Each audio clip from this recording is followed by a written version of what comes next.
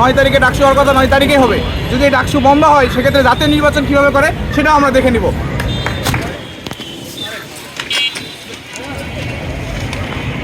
ডাকসু হচ্ছে একটা শিক্ষার্থীদের অধিকার।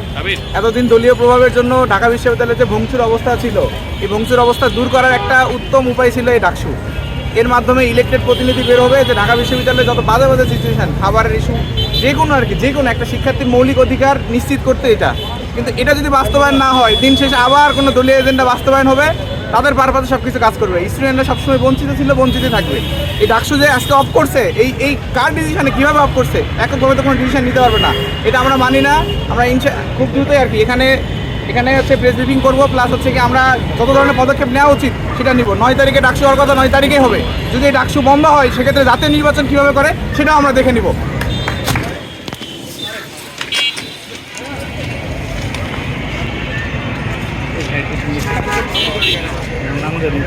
আমি আবির হাসান, স্বতন্ত্র শিক্ষার্থী ঐক্য থেকে সদস্যপদে নির্বাচন করতেছিলাম। আমি সিএসসিতে পড়াশোনা করি। তো সায়েন্স পড়ার ছেলেমেয়ে এমনিতেই ব্যস্ত থাকে, এর বাইরে এত বেশি সময় এবং ডেডিকেশন দিয়ে আমরা এই ইলেকশন ক্যাম্পেইনটা শুরু করেছিলাম। এবং দিন রাত না খেয়ে না ঘুমায়, আপনি আমার চেহারা দেখতে পারেন, আমার ঘামে শরীর ঘামে ঝরঝর করতেছে।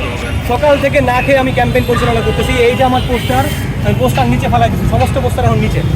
এবং দুপুর 3টার সময় বলতেছে ডাকসু স্থগিত।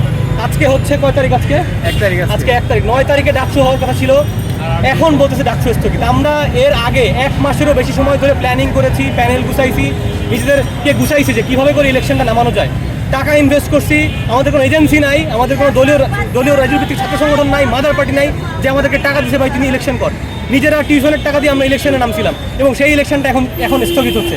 আমরা এর তীব্র প্রতিবাদ করতেছি এবং আমরা জানি যে ঢাকা ইউনিভার্সিটি যদি কোনো কিছু চায়, ঢাকা ইউনিভার্সিটি যদি কোনো কিছু আন্দোলন ইনিশিয়েট করে, সেটা কখনো বিফলে যায় না।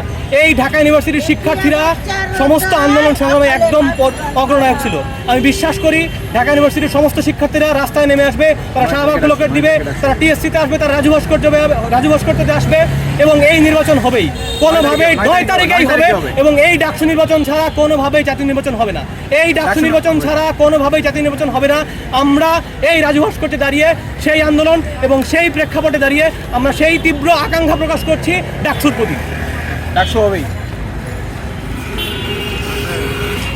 তুমি যে কাভারেজ পাইলা, ওই কাভারেজ এখন পর্যন্ত কেউ পায় নাই। এই